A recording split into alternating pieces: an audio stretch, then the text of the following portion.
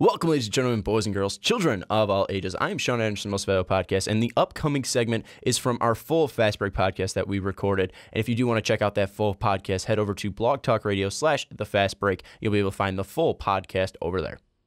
Well, let's move on to picks 21 through 30. We'll kick it off with the Oklahoma City Thunder. And looking at this, they have a variety of places to go, but the place that I think we are all going is shooting. That's why I got Terrence Ferguson going, a guy that is very young, a guy that was a top high school prospect, but then went overseas to Australia. The Thunder going down under. Sorry, had to. Thunder going down under. You look at, it's Steven Adams is New Zealand. Yes. Yeah, so there you go, going back down under. Terrence Ferguson, you look at him, he's a guy 6'7", doesn't have a long wingspan, but he has the ability to be a shooter, has the ability to be a scorer. I think it'd be interesting playing him with Russ, maybe be able to create some shots, maybe get some open looks down the road. I don't think he's going to be a guy that starts right away. He's a guy that's a little bit iffy.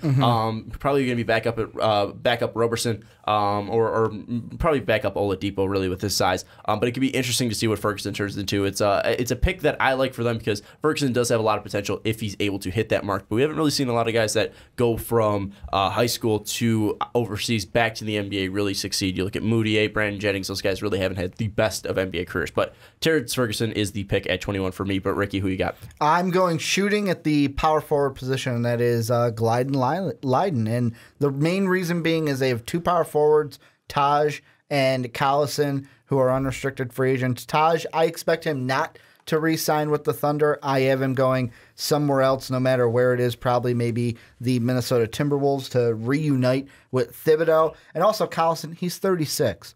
Do you really want a 36-year-old Collison as your power forward, or do you want to draft a guy who can be a knockdown shooter at the 4 and taking Tyler Lydon? And Dave, who you got? And that's fair. And I've got Justin Jackson. You know, you said he was most overhyped player for you, and I've got him falling the farthest. Look, he can be a 3-and-D player, decent shooter, and okay defensively. He's tough, but he's also like a player who had to learn how to shoot. So, like, I think I don't know how much more potential there's out there for him. It's a very thin floor-ceiling ratio for him. So I think he could fit right in on this OKC team and provide them with, like you said, outside shooting, give him another scoring option. He's not going to light up all day, but he'll be able to contribute a decent amount of points for you. And be a guy that brings up a lot of poises to this team as well. A guy that has gone to 2 straight national championships, just won one. A guy that was the leader of North Carolina, and a guy that really stepped up his game as well. You see the intake and the uptick in his three-point percentage from year to year. So it was nice growth from Justin Jackson and a well-deserved first round kind of picks for him as well. I mean, 21, if that's the furthest you're falling, that's not a bad paycheck. Yep. Let's move on now to 22, Brooklyn. I have a familiar face in John Collins going to the Nets. It's going to be interesting to see what happens with him. And, I think he's a guy that, he's a sophomore.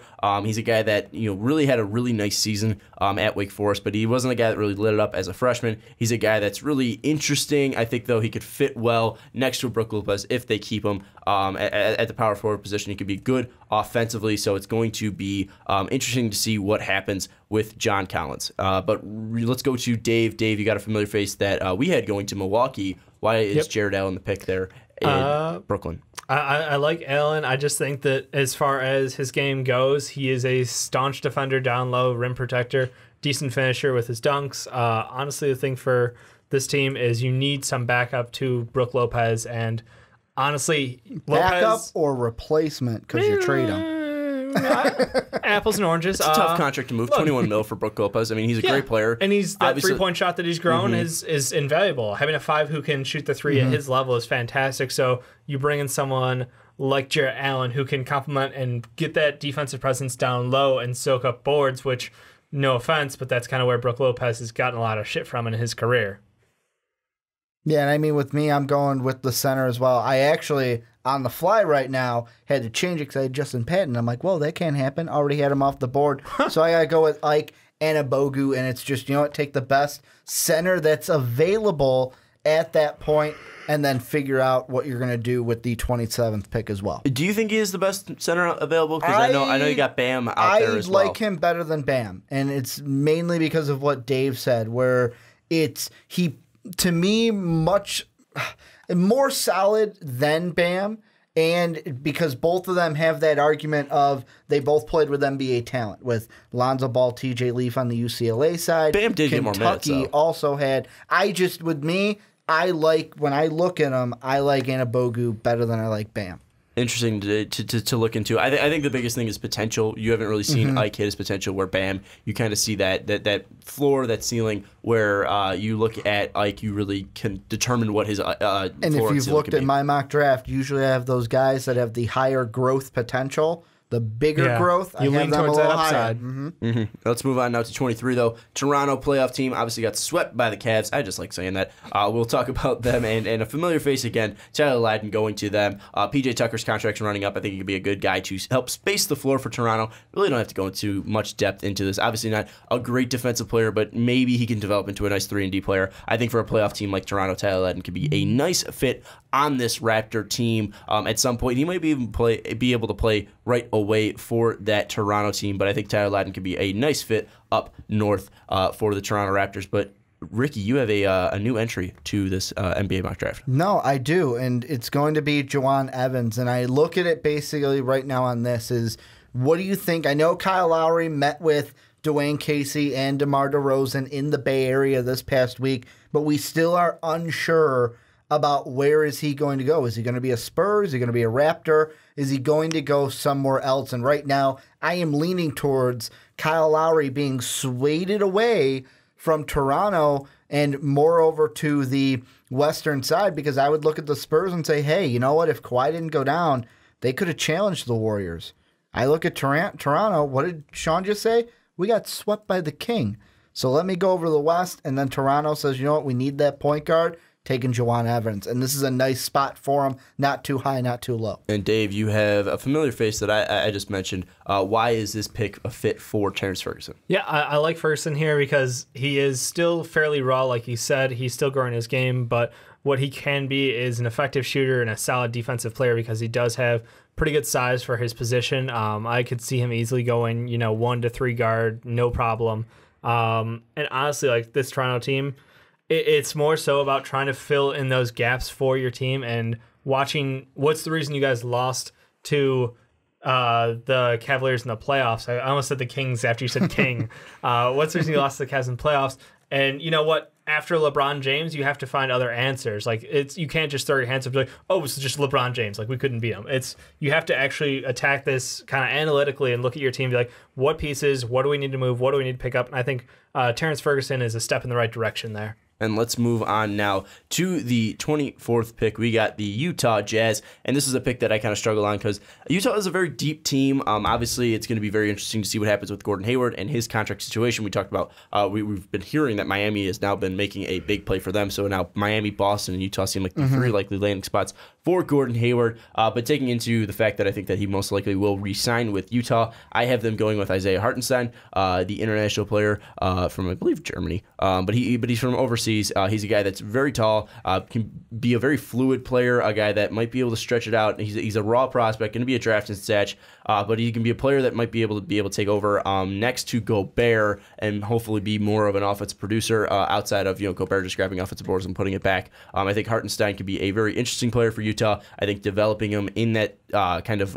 area, developing him in that situation could be very valuable to his growth, and especially he's a guy that doesn't need to contribute right away, and the Jazz really don't need to lean on him or feel like they need to play him right away because he is such a young player and he isn't that developed. So Isaiah Hartenstein is the guy for me. He does have a lot of potential, so I think that's a nice pick for them at 24. But Ricky, you got Terrence Ferguson going. Yeah, I mean, and the reason why I got Ferguson is it's kind of a similar situation to Indiana. Mentioned with Indiana, Paul George, he's going to leave.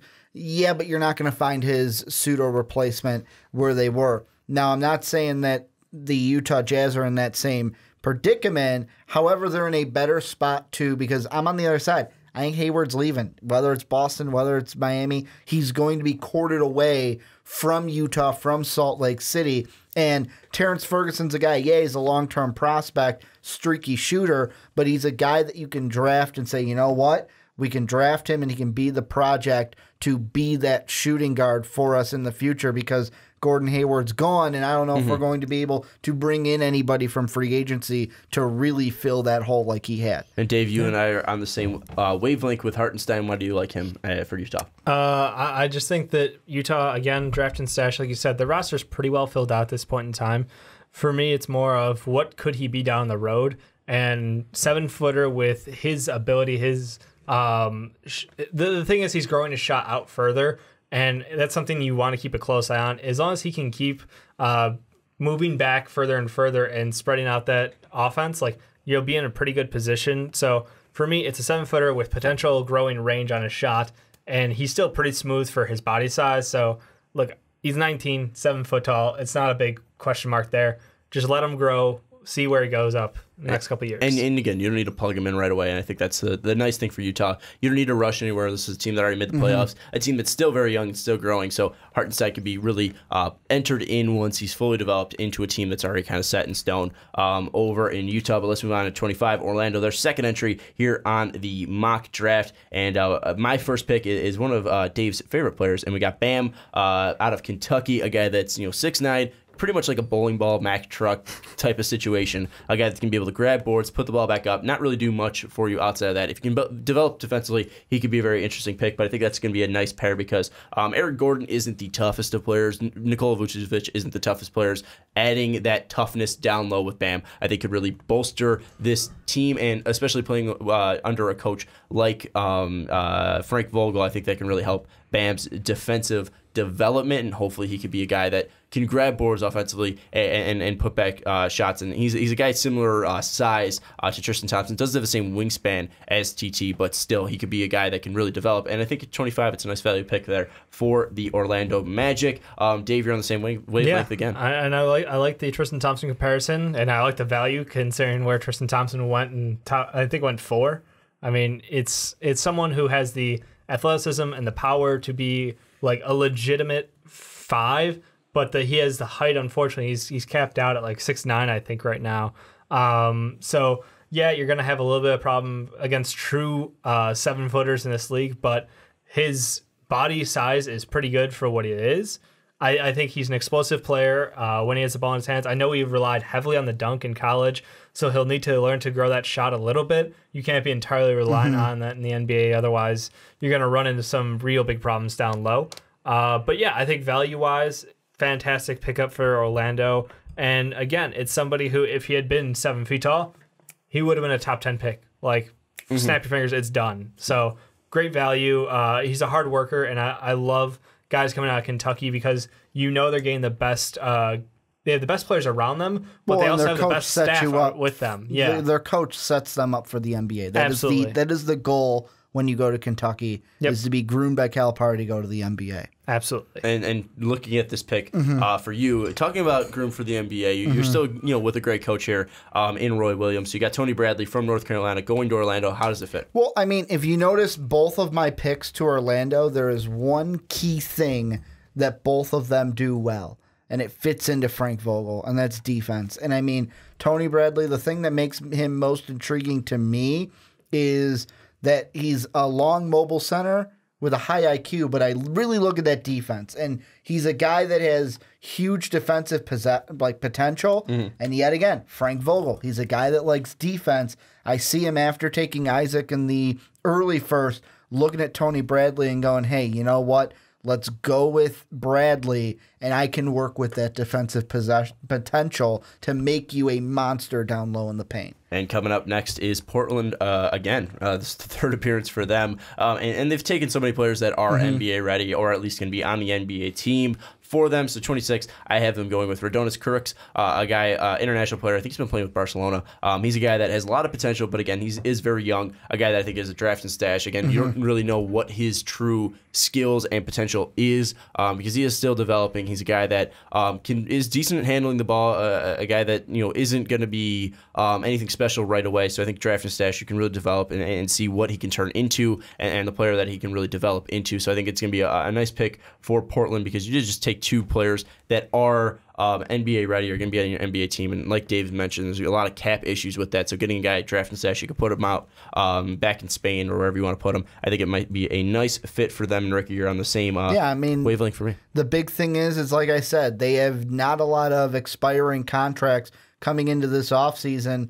And this is something where they can just draft them and say, okay, RK, stay overseas. We'll call you over when we're ready. And Dave, you're on a different idea with him. You're going point guard because you think they need a backup point guard. Yeah, honestly, for me, it's that lack of depth. I know you're not going to have the gruesome twosome, the two best guard, well, the second best pair of guards, third best pair of guards. They're up there. Look, I know they're not going to be off the court often, but getting someone like Juwan Evans really helps balance out this roster and lets you have a little bit of comfort going forward. I know they're locked down long term, but it's still that like you always have to continue picking what your team needs. And I'm very comfortable with them having this many picks in this draft. Like every one of these picks, I feel really good about. I know the first two were going after fours, one with potential for injury, one with some pretty good upside though to match out. So you have a good balance at point guard. Getting someone like Juwan Evans, I know he's like the next point guard because you have that considerable drop off, but I still see a lot of value in him, and I think that he could come in and actually not be a terrible backup point guard in the NBA like within his first 2 years. I'd be very comfortable with him, at least more comfortable than what you have currently. And coming up next is Brooklyn at 27, their second appearance for here. And again, Juwan Evans, you talked about him. So recently, you look at Brooklyn, you have Dinwiddie, you have Jay Lynn, but there's not a lot of youth at that point guard position. You look at Whitehead, he's more of a two. So Juwan Evans might be a nice fit for that backup role or possibly a starter for Brooklyn because Brooklyn doesn't have a lot of depth. They don't have a lot of stars. So maybe they need him to start at some points. I think Juwan Evans could be a nice fit for Brooklyn. Again, not a huge game changer. I don't think he's going to be a star or anything, but possibly a starter, possibly one of the lower half of great point guards in this league. Maybe if we're ranking starting point guards, he'd probably be like bottom 20 for sure, but still, I think he could be serviceable. If he's coming off the bench, I think he could be a nice addition for the Nets. So Juwan Evans is the pick at 27. Ricky, you have the big man at Purdue. I do, and this is one where I'll say it because I noticed that, hey, you know what, I had Justin Patton had to do a little switching because Bradley went up to Orlando. He wasn't there for Brooklyn where he was originally for me. And really, this is just, you know what, you took a center earlier with Ike.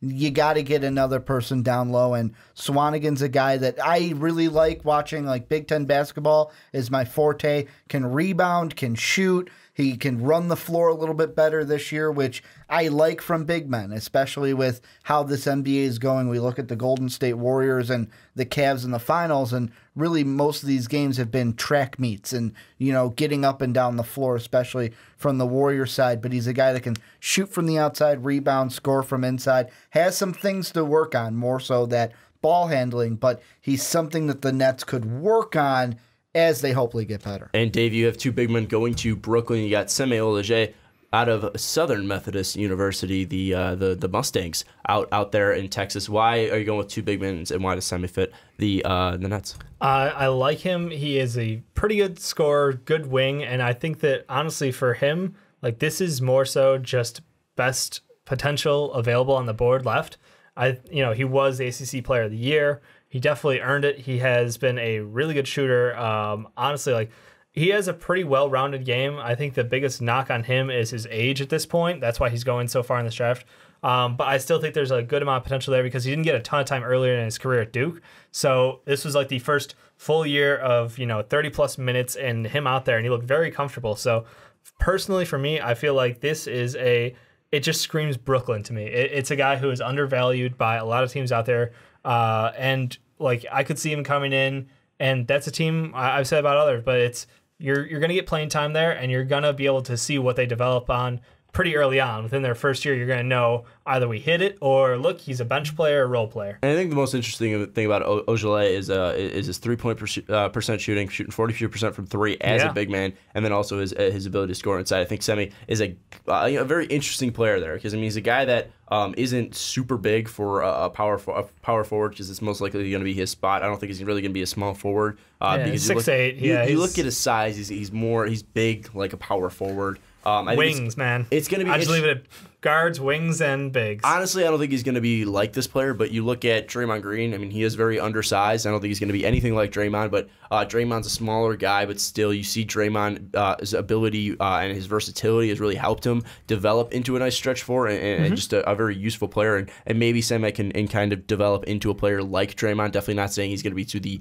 level of Draymond, be a top defender in the league, and also just be one of the most versatile players in the league, but still, Semi could be a guy who could be very interesting in that aspect and possibly has the potential to become a guy like that. But anyways, if we're talking about potential, let's go to Los Angeles. Not only is this team full of potential, but they're going to be drafting a guy for me and Dave in Jordan Bell, a guy at Oregon who really wouldn't have a ton of playing time if it wasn't for Boucher going down, but had a ton of playing time in the tournament. He shined, man. He really shined in the tournament. Jordan Bell looked absolutely fantastic, blocking shots left and right, grabbing boards, putting balls back up. He's undersized, 6'9", isn't a guy that's huge, massive, towering over players, but he's a guy, again, like Tristan Thompson. He's a guy that has a lot of energy, a lot of athleticism on his side. I think he's a guy that can be very interesting. He's a long wingspan. I mean, he's a guy that can be very interesting for an NBA team. I think he's kind of going towards that smaller center route, that smaller power forward route that can be very versatile for your team. I think he's going to be anything of an offensive threat. I don't think he's going to be really too much outside of a guy that's going to grab boards and put it back up. But we've seen the usefulness of a guy like DeAndre Jordan, a guy like Hassan Whiteside do things spectacularly in that position. I think for Los Angeles, that could be a nice guy coming off the bench. Kind of fit well with that Larry Nance role, don't you think, Dave? Yeah, I kind of want to agree with you there. I love his energy. I know it was, his playing time really, well, his spotlight really shined during the tournament, and kind of it's easy to fall in love with players during the tournament. So for sure. I have a little concern there because, maybe I'm taking that into too much consideration. But look, all around, he gives you everything he's got, like 100% all the time when he's on the court. There's nothing not to love about that style of play because he really leaves it all out there. For me personally, it just turns into like, all right, he's going to go bounce the walls for you. And defensively, I don't think there's a spot he can't cover unless you have a true big out there. And that's the thing. Like, he can get up in close personal on switches, on pick and roll. And in today's NBA, we see how effective the pick and roll is being used every single time you're up and down that court. Like, teams that are successful right now are Golden State, who are running multiple pick and rolls, pick and pops, and I'm not worried about him switching. And the communication out there, not a concern at all. So I think he's a great defensive pickup and a great role player for your bench. And if we want to talk about completely new additions to any mock draft, this is the first appearance out of any mock draft that I did, any mock draft that we've done together. Ricky, you have a new face for Los Angeles. You got DJ Wilson out of Michigan. DJ Wilson, and the main reason why is the Lakers here, I feel like you're not going to find the next best thing. You're not going to find like the Lonzo Ball, the Markelle Fultz at 1 or 2. And I like DJ because he's a guy that can add defense here, but not just defense from the big man role, versatility too. He's a guy that, although he's a big at 6'11", he has the versatility to even guard guards on the outside and can be like, okay, I'm guarding a big, I'm guarding a guard on the outside. The only thing is his awareness you got to work on defensively, and really he can come in and be just a role player for them. They don't need anybody to step in at 28 and take over this team because they got Brandon Ingram. They'll have Lonzo or Fultz, and he can come in and be a role player in Luke's system. Yeah, Sean, so I just have to ask you, with this pick, do you feel like somebody's on the hot seat in that power forward role? Julius Randle's not on the hot seat, goddammit. Well, he's going to be a backup. DJ can play the 4 or the 5. No, I'm saying for Jordan Bell, because I think Jordan Bell's going to go there. That's why I have him mocked. I don't have DJ Wilson mocked. I got Jordan Bell mocked. Jordan Bell's going to be going to Los Angeles. He's not going to take Julius Randle's spot because Julius Randle is more like Draymond Green than fucking Jordan Bell. You look at Jordan Bell, that guy's strictly athleticism. Julius Randle, he's got a refined game. He likes fine wine, cheeses, listening to classic jazz. Julius Randle is your classic basketball player. I love this guy. I trashed on him saying he was too small, like but he's the same. Fondue? You just know that word. I don't think you know what that means. But looking at Julius Randle again, I'm sold on Julius Randle. You're not. Julius Randle's going to be an NBA star. Julius Randle. I was going to say Ramble. I'm rambling right now. Julius Randle though is going to be the future power forward for the Lakers. Jordan Bell is just going to be backing him up, and I think it's going to be a fantastic backup there because you got so much energy, so much explosiveness coming out. Nance can play the small forward, or Jordan Bell can be. I was like, you say the center. Or the center. Or Jordan Bell can slide over your center's position. And Larry Nance can go with your power forward. I think it could be interesting. I just want to check Sean. I think it could be interesting. I think they're going to have a lot of energy and explosiveness with Mr. Larry Nance Jr.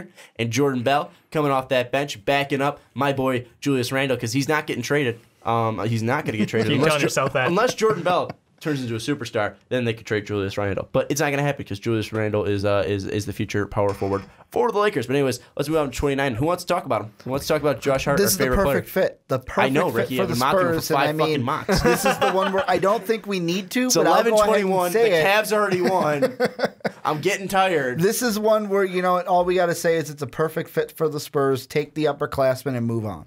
I think we could say a little bit more about how sexy he is, how great he is. I mean, the Malcolm Brogdon Award winner. I mean, what potentially he's got? Sean. I think he's probably invested a lot into his 401k recently. I think Josh Hart can make very keen purchases as well. I don't think he's going to be a guy that spends his money just aimlessly. I think he's going to be a guy with a lot of focus, both on the court and off the court. I think he's going to be a fantastic player. I think he's really going to fit the Pops system here. And I think that you look at Josh Hart, and we also talk about Manu Ginobili and Tony Parker, those guys aging and possibly leaving the team. I think Josh Hart could be a nice fit. If they re-sign Patty Mills, if they bring in Chris Paul, I don't know. Patty Kyle Mills Lowry, might be getting paid I'm just saying the guys, well, if they're not able to pay a guy like Chris Paul or Kyle Lowry, then they would bring in Patty Mills. I think adding Josh Hart to that could be very interesting. Dave, anything you want to say about Josh Hart?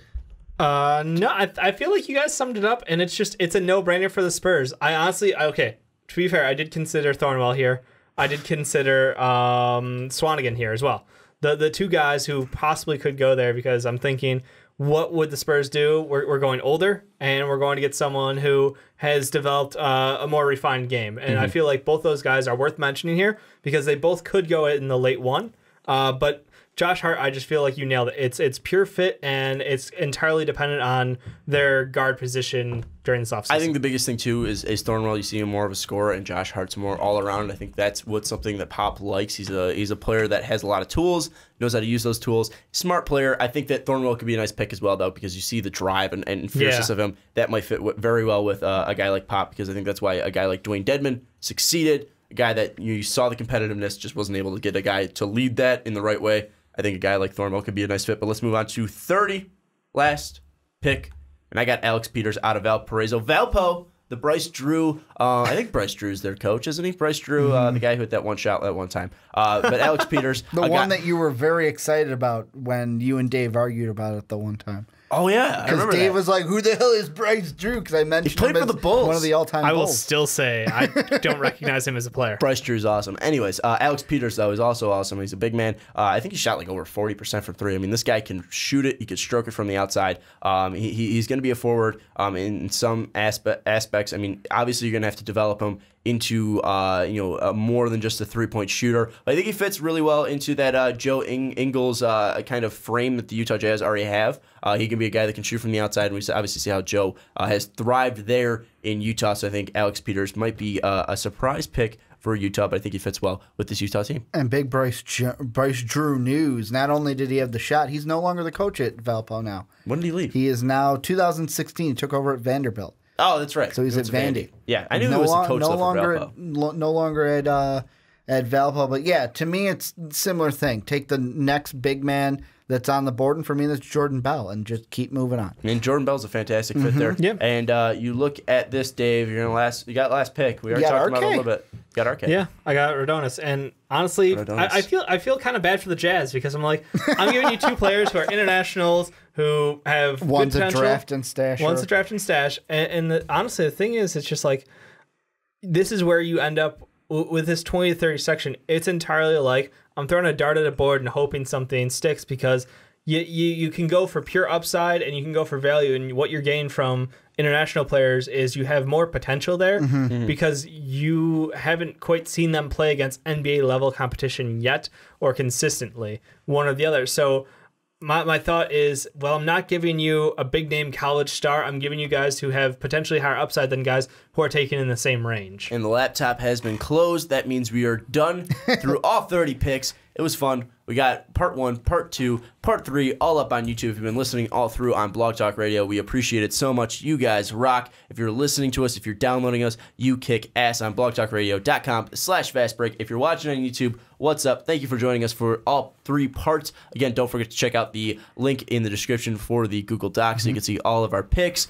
We know Ricky's going to definitely get some hate. Dave and I usually get our fair share of hate. I haven't been getting hate much. That's So true. Ricky got love, I got hate. I was reasonable. However, reasonable. This is a mock draft, and this is where the hate for Ricky shines. Just the number 1 pick, we can just stop right there. That's true. Anyways, it was fun. We had a fun time. Thank you guys so much for helping us out. Here. Yes, there is a camera, Dave. There's always been a camera here. Dave just turns his back to the camera and I forget about it so often. I'm sorry, guys. We had one of our best months in May, and it's all thanks to you guys. You guys absolutely rock. We're hopefully giving you more great content consistently. We have a ton of draft coverage coming up. We also got some finals talk.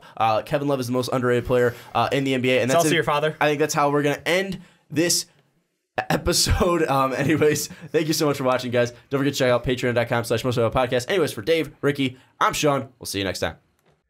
Thank you. Oh, shit. It's just one of our videos scared me a little bit. Don't forget to check out that one. And also don't forget to check out patreon.com/mostofpodcast. But thank you so much for watching. We'll see you next time.